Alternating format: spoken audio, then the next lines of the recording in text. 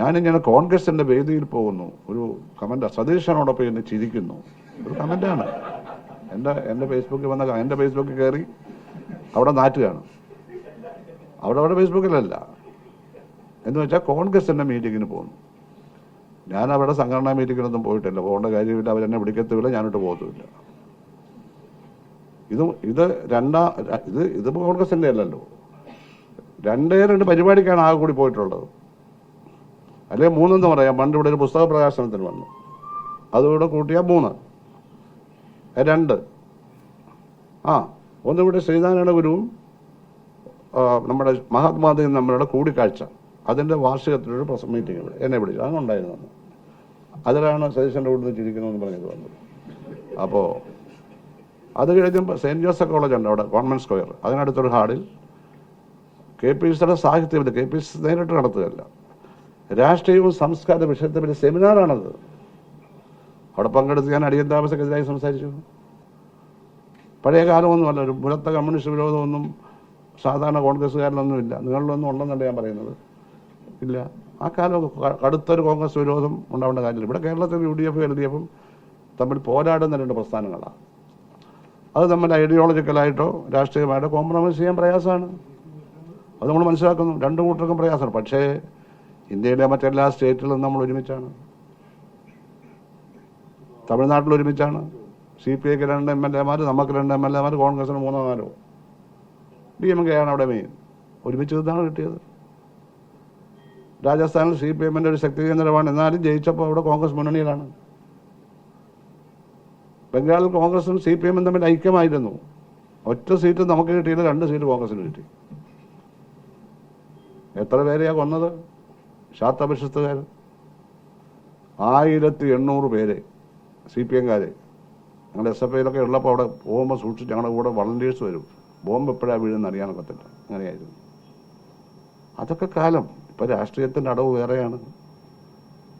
അവിടെ CPIഎമ്മും CPIയും കോൺഗ്രസും RSPയും ഫോർവേഡ് ബ്ലോക്കും എല്ലാവരും കൂടെ ചേർന്ന് മത്സരിച്ചു. കാരണം അവിടെ ഫോർവേഡ് ബ്ലോക്കിന് ഇപ്പോൾ ആരുമില്ല, നല്ല പ്രാതിനിധ്യം ഉണ്ടായിരുന്നു. RSPക്ക് പ്രാതിനിധ്യം ഉണ്ടായിരുന്നു, CPIഎമ്മിനുണ്ടായിരുന്നു, CPIക്ക് കുറച്ചുണ്ടായിരുന്നു.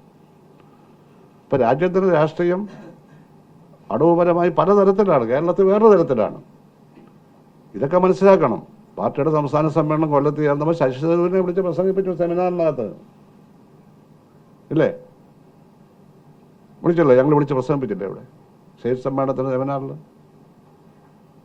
ഇപ്പം രാഹുൽ ഗാന്ധി വോട്ട് ചോർ എന്ന് പറഞ്ഞൊരു പരിപാടി ബീഹാറിൽ നടത്തി.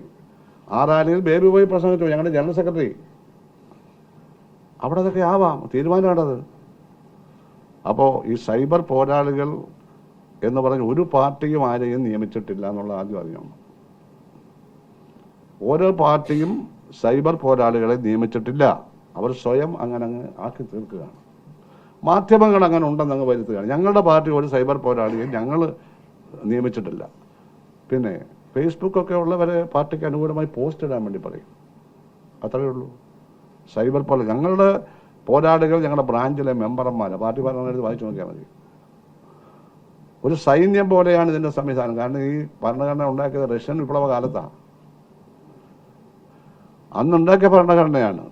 അതിൽ അച്ചടക്കം, മാനസിക ഐക്യം, പ്രത്യയശാസ്ത്ര ഐക്യം, രാഷ്ട്രീയ ഐക്യം, പലതരം ഐക്യം വേണം. എല്ലാ മെമ്പർമാരും ഈ ഐക്യത്തിൽ ഒരുപോലെയാണ്. സഖാവ് എന്ന് പറഞ്ഞാൽ തന്നെ സഹോദര എന്നാണ്, ഫ്രഞ്ച് വേർഡാണിത്. മാർക്സ് കണ്ടുപിടിച്ചതല്ല, ഫ്രഞ്ച് വേർഡാണ് സഹോദരാന്നുള്ള അർത്ഥം. അപ്പോൾ ഞങ്ങളുടെ സൈന്യം എന്ന് പറയുന്നത് ഞങ്ങളുടെ പാർട്ടി മെമ്പർമാരാണ്, അതാണ് ഞങ്ങളുടെ സൈന്യം, അല്ല സൈബർ അല്ല. ആരെങ്കിലും ആക്ഷേപിക്കാൻ വേണ്ടി കമ്മ്യൂണിസ്റ്റ് പാർട്ടി എന്നല്ല കോൺഗ്രസ് ഒരു പാർട്ടിയും ആരെയും നിയമിച്ചിട്ടില്ല. ആരെങ്കിലും ആക്ഷേപിക്കുന്നത് കൊണ്ട് നമ്മുടെ ജനപിന്തുണ കുറയുകയല്ലാതെ ഒരു ഇഞ്ച് പോലും കൂടത്തില്ല. നിങ്ങൾക്ക് വിമർശനം ഉന്നയിക്കണം, തെറ്റായ കാര്യങ്ങൾ പറഞ്ഞാൽ വിമർശനം ഉന്നയിക്കാം.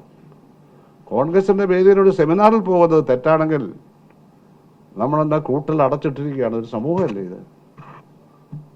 നമ്മൾ അഖിലേന്ത്യാ തലത്തിൽ കോൺഗ്രസുമായി മുന്നണിയല്ലേ ഇടതുപക്ഷ പാർട്ടികൾ മുഴുവൻ, അതിനല്ലേ ഇന്ത്യ മുന്നണി എന്ന് പറയുന്നത്. കേരളത്തിൽ അതിന് ആവശ്യമില്ല. കാരണം കേരളത്തിൽ 2 മുന്നണികളും തമ്മിലുള്ള ഫൈറ്റാണ്. അത് ആയുഷ്കാലം ഇങ്ങനെ ആയിരിക്കുന്നു അല്ലെന്നൊക്കെ ഇവിടെ നിന്ന് എനിക്ക് പറയാൻ പറ്റും. ഒന്നും പറയാനില്ല, രാഷ്ട്രീയ സാഹചര്യം പോലിരിക്കും.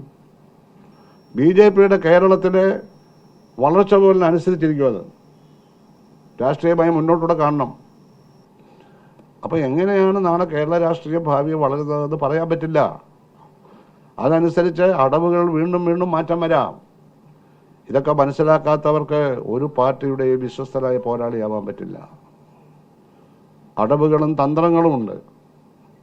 തന്ത്രമെന്ന് പറഞ്ഞാൽ ഒരു നിശ്ചിത ലക്ഷ്യമാണ്.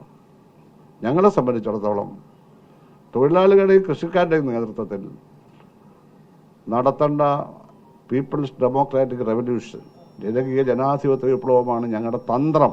അവിടെ വരെയാണ് ഞങ്ങളുടെ ലക്ഷ്യം. ഇപ്പം മുതലാളിത്താണ്. സോഷ്യലിസ്റ്റ് ഉടനെ വരുത്തില്ല. പീപ്പിൾസ് ഡെമോക്രാറ്റിക് റെവല്യൂഷനിലൂടെ സോഷ്യലിസ്റ്റ് അന്തരീക്ഷം ഉണ്ടാക്കിയാലേ സോഷ്യലിസ്റ്റ് നിർമ്മാണം നടത്താൻ പറ്റൂ. ആ പീപ്പിൾസ് ഡെമോക്രാറ്റിക് റെവല്യൂഷനിൽ നേടുന്നതിന് വേണ്ടി എന്നുള്ള പ്രവർത്തനം, അതിനുവേണ്ടി അതിനുള്ള പല അടവുകളും തന്ത്രങ്ങളും ഒക്കെ രൂപീകരിക്കുക. അതിൻ്റെ ഫലമായിട്ടാണ് ഇന്ത്യയിൽ വർഗീയാടിസ്ഥാനത്തിൽ രൂപീകരിച്ചൊരു പാർട്ടി അധികാരം കൈയാളുമ്പോൾ അവരെ പരാജയപ്പെടുത്തേണ്ടിടത്ത്, കൂട്ടായി നിൽക്കേണ്ടിടത്തെല്ലാം കോൺഗ്രസ് അടക്കമുള്ള ഇന്ത്യ മുന്നണിയായിട്ട് നിൽക്കുന്ന ഇടതുപക്ഷക്കാരും. ഇവിടെ അതിൻ്റെ ആവശ്യമില്ല. CPM മുന്നണിക്ക് അതിനെ പരാജയപ്പെടുത്താം. ഞങ്ങൾ പരാജയപ്പെടുകയാണെങ്കിൽ UDF മുന്നണിയാണ് വരിക. അതുകൊണ്ട് ഇവിടെ പരസ്പരം ഏറ്റുമുട്ടും. പക്ഷേ പരസ്പരം ഏറ്റുമുട്ടുമ്പോൾ കാലുഷ്യം പാടില്ല, അശ്ലീലം പറയാൻ പാടില്ല, തന്തയ്ക്ക് വിളിക്കാൻ പാടില്ല. തന്തയ്ക്ക് വരെ വിളിക്കുക. കാരണം ആർക്കറിയാം? കാരണം ഇതൊക്കെ കള്ള ഐഡിയ ആണ്. 10 പേരിരുന്നാൽ ഓരോരുത്തരും 10 കള്ള ഐഡിയ ഉണ്ടാക്കുമ്പോൾ 10 പേരാകുമ്പോൾ 100 പേരായി. അപ്പോൾ 100 പേര് എന്ന് പറഞ്ഞാൽ ആകെ 10 ആളേ ഉള്ളൂ. അവരിങ്ങനെ ഇട്ടുകൊണ്ടിരിക്കുകയാണ്. പല പേരും കളവാണ്, ശരിയല്ലാത്തതാണ്. അല്ലാതെ ഈ രാജ്യത്തുള്ളവരാകെ ഇവിടുത്തെ മാന്യമായി പ്രവർത്തിക്കുന്ന രാഷ്ട്രീയ പ്രവർത്തകരെ ആക്ഷേപിക്കുന്നവരാണെന്ന് ആരും കരുതാം. ഇതൊക്കെ അവസാനിപ്പിക്കണം. അത് നല്ലൊരു വഴിയുണ്ട്. ആ കമന്റ് ബോക്സ് ഒന്ന് ക്ലോസ് ചെയ്തിച്ചാണ്. നമുക്ക് ആരുടെയും പുകഴ്ത്തൽ വേണ്ട, ചീത്തകൾ കേൾക്കണ്ടല്ലോ. അതൊക്കെ ക്ലോസ് ചെയ്താൽ മതി. പിന്നെ അവരെവിടെ കൊണ്ടോട്ട് ചൊറിയും, എവിടെ കൊണ്ടോട്ട് ചൊറിയും? തലയിൽ ചൊറിയും, അത്രയേ ഉള്ളൂ. മനസ്സിലായില്ലേ? ഇതൊക്കെ വഴിയുണ്ട്. പക്ഷെ നമ്മളൊരു ജനാധിപത്യ ബോധം ഉള്ളതുകൊണ്ട് 4 തീയതി പറഞ്ഞാലും കടന്നുകൊണ്ടാണ്. അത് ശരിയല്ല. നമ്മുടെ രാഷ്ട്രീയം അതൊന്നും അല്ല.